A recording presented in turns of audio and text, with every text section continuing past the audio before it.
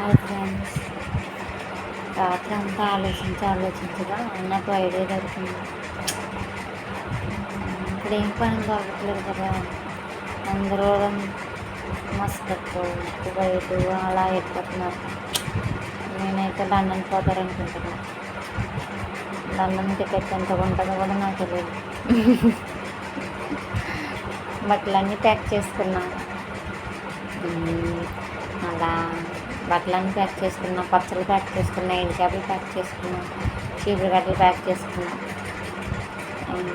పచ్చళ్ళు కూడా అక్కడ దొరకవు కదా, అందుకోసం ఇక్కడ నుంచి పట్టుకోవాలి.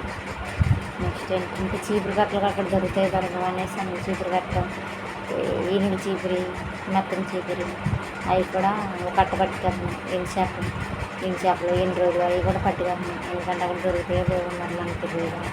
అందుకోసం ముందుగా తెప్పించుకున్నాను అన్నమాట. ఎక్కువనే తెప్పించుకున్నాను.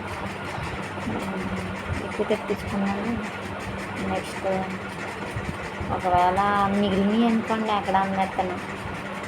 అలాగా అమ్మకం ఎక్కువ ఉందనుకోండి, ఎండు చేపలు అమ్ముకోం, మళ్ళీ ఇక్కడికి వచ్చి ఎండు చేపలు మళ్ళీ పట్టుకెళ్ళి అక్కడ బిజినెస్ చేసుకుంటాను. లేదంటే బాత్రూమ్ కడగడానికి పోతాను. మరి ఏం చేస్తాను, మరి ఇక్కడ ఏం పని లేదు.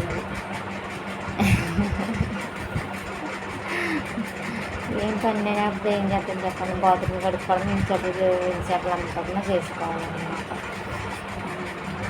ఇక్కడ ఎండు చేపల్లో తక్కువ రేటు ఉంటాయి కదా, అక్కడ అమ్మితే అలా బాగా ఉంటుంది. అక్కడ ఎక్కువ రేటు కొన్ని అమ్మే వచ్చి వాళ్ళకి రేట్లు తెలియదు కదా, అందుకోసం ఎక్కువ డబ్బులు ఇచ్చేస్తారు. ఇంకేంటంటే ఎండు చేపలు ఇక్కడ ఎంత బాత్రూమ్ కడిగినా డబ్బులు రావట్లేదు. అక్కడ బాత్రూమ్ కడిగినా ఎక్కువ డబ్బులు వస్తాయి, ఎండు చేపలు అమ్ముకున్నా ఎక్కువ వస్తాయి. అందుకనే మళ్ళీ ఎన్ని వెళ్ళినప్పుడు చాలా స్టైల్గా వెళ్తాను, వచ్చినప్పుడు కూడా చాలా స్టైల్గా వస్తాయండి.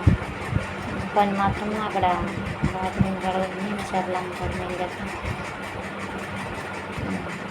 అలాగైతే ఎక్కువ డబ్బులు సంపాదించవచ్చు. మరి ఇక్కడ ఏం పని కనపట్లేదు, ఏం చేయాలి. మీరు కూడా ఎవరైనా వస్తారా ఫ్రెండ్స్ నాతో పాటు? వస్తారని మిమ్మల్ని కూడా తీసుకెళ్తాను. సరే, బాయ్.